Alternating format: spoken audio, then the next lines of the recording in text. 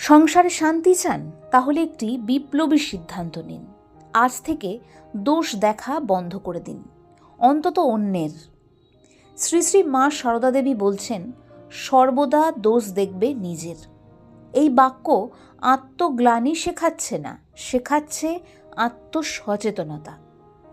আমরা ভাবি অমুক বদলালে আমি শান্ত হব, কিন্তু মা শিখিয়েছেন আমি বদলালে শান্তি নিজে থেকে আমার মধ্যে আসবে, কারণ আমার মনই আমার জগৎ।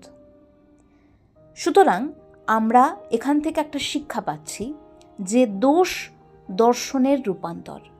যে কোনো রকম দোষ আমরা যখন অন্যের মধ্যে দেখতে পারবো, তখন আমরা সেখানে প্রশ্ন তুলব, অর্থাৎ সেই দোষটিকে আমরা দর্শনে রূপান্তর ঘটিয়ে দেব।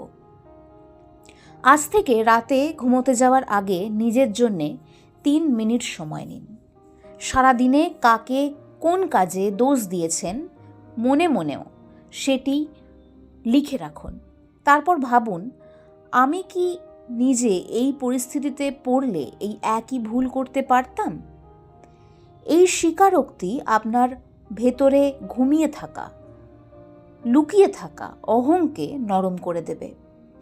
ধীরে ধীরে আপনি বুঝবেন, মানুষকে বদলাতে না পারলেও নিজের মনকে কোমল করা যায়।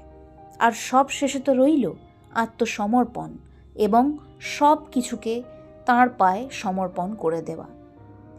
এতে আস্তে আস্তে আপনার মন কোমলতার দিকে যাবে এবং কোমল মনেই ঈশ্বর বাস করেন। ওম শান্তি, শান্তি, শান্তি।